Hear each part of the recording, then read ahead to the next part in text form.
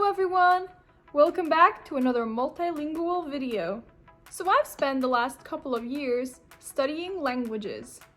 I've dabbled in a variety of languages and have analyzed the different patterns that make up the languages regarding conjugations, vocabulary, cases, writing systems, and general tendencies. There are certain pleasant things about some languages that made me think, wow, every language should have implemented this. And then there are some inconsistencies and difficulties which made me bang my head against the wall, wishing it was in my power to change the rules. In this video, I will be talking about features in languages that just make sense and others that just don't. Here we go! I will begin by talking about the number one most logical thing a language could have: phonetic spelling. Finnish is a language that pleasantly surprised me with the easiest spelling in the world. You see, everything is spelled out exactly how it is pronounced. There are no silent letters, and French, looking at you, and there are no exceptions. So if there's a double consonant, you will say a double consonant, and if there's a double vowel will be said. Here are some examples. The word kukka, meaning flower. The word kukka, meaning who. Kukka, kukka. The word mutta, meaning but. The word muuta, meaning change. Mutta, muuta. I think you get the picture. Let's move on. Moving along on the topic of logical spelling, I'll give some credit to Icelandic. In 1973, Iceland stopped teaching the letters C, Q, W, and Z as part of the alphabet, and I couldn't applaud them more for it. Why should every language keep those letters in despite never using them just because English requires them? In my opinion, this is completely unnecessary, and languages should only keep the letters in their alphabet that they need for their language. The 3 Scandinavian countries share this next one. This is the consistent conjugation of verbs disregarding pronouns. In Norwegian, Danish, and Swedish, one does not change the verb according to who's the one doing the action. For example, in English, the verb to eat. I eat, you eat, he eats, she eats, they eat, we eat.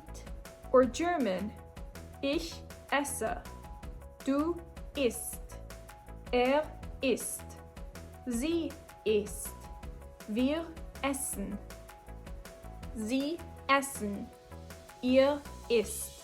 The verb is completely affected by who's the one doing it. Now, in Norwegian, for example, jeg spiser, du spiser, han spiser, hun spiser, vi spiser, de spiser, dere spiser. This applies to Swedish and Danish as well. This logic is very easy to follow and it uncomplicates a lot of things. Now, about the formation of words, Yiddish and German can be given a reward on straightforwardness. There's the word Zeug or Zeig in Yiddish, meaning thing. Now, in order to talk about things, you add a specifying word before it, and you've got yourself the easiest to understand vocabulary anywhere. Feuerzeug, fire thing. A lighter. Werkzeug, working thing. A tool. Flugzeug, flying thing. Now, I bet you'll never guess this one. It's an airplane. Now in Yiddish. Esszeig, eating thing, an eating utensil. Spielzeug, playing thing, a toy. I can go on for a while, so I'll leave it be at that. This could have been made up by a genius toddler or a stupid adult, but either way, it works. I'll make another round into the Finnish language and the Estonian. Their no gender system has to be mentioned. A large number of languages have gendered words, I mean, off the top of my head, German, Spanish, French, Hebrew, Czech, Swedish. It seems to be the law of the land. But who has the brain cells to remember whether an apple is male, female, or neuter? Does it really matter what word gender this wall behind me is? Finnish, Estonian, and English words don't have any gender, which uncomplicates using adjectives and adverbs by a truckload. The next one is regarding a shocking mix of languages, Hebrew and Czech.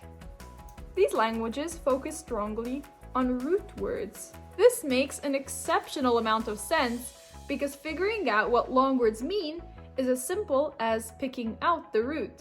Le'abed, to lose. Avida, a lost item. It'abed, to take one's life.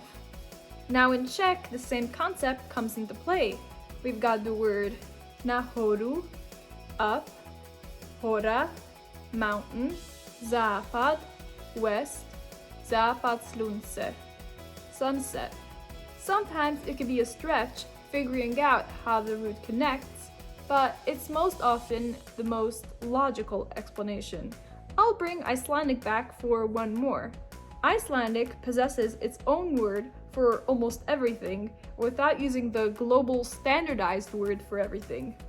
For example, we've got the word English, music, German, Musik, Finnish, Musiikka, French, Musik, Hebrew, Musiikka, Greek, Muziki, Czech, Muzika, Icelandic, tonelist, and the word English, avocado, German, avocado, Finnish, avocado, French, avocat, Hebrew, avocado, Greek, avocanto, Czech, avocado, Icelandic, laurpera.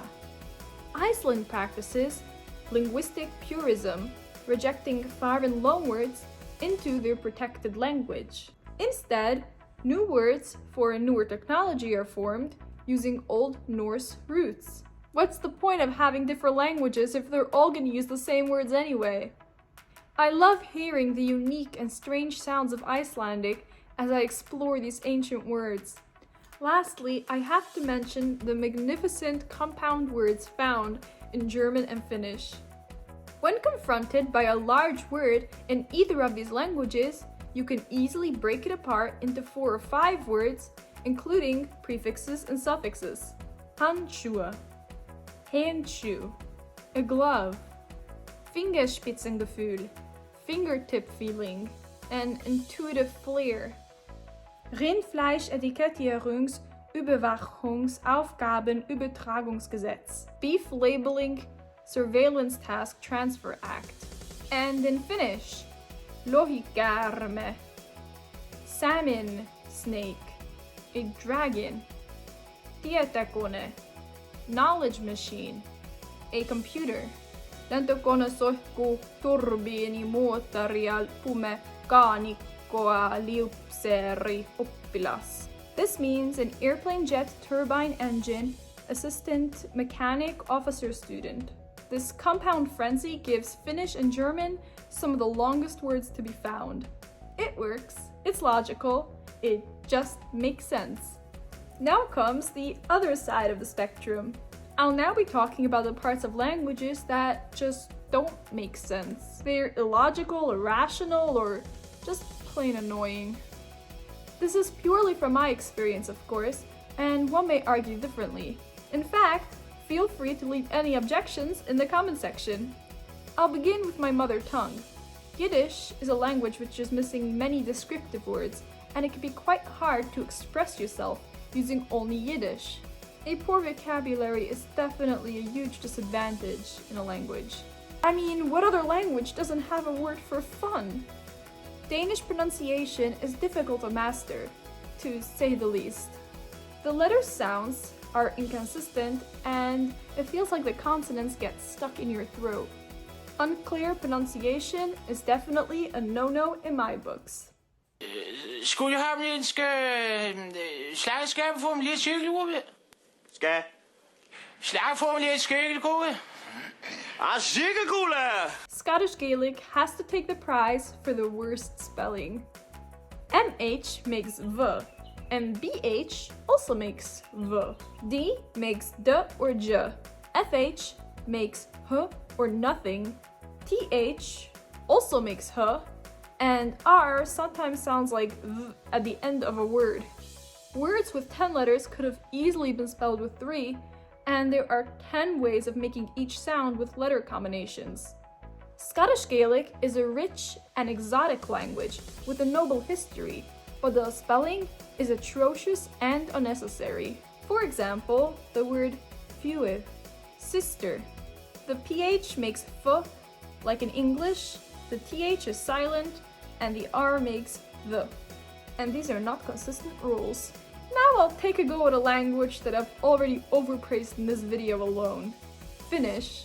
As I've mentioned before, Finnish has no grammatical gender, which is a great thing. On the less supportive side, I don't like that Finnish doesn't have a word for he and she, just the word hän. This has been in place since the formation of the language, but I find it a little confusing to be talking about a person not being able to specify whether they're male or female using the personal pronouns. Some people prefer it this way and others don't. I wouldn't specifically want other languages to adopt this feature. That's it for today.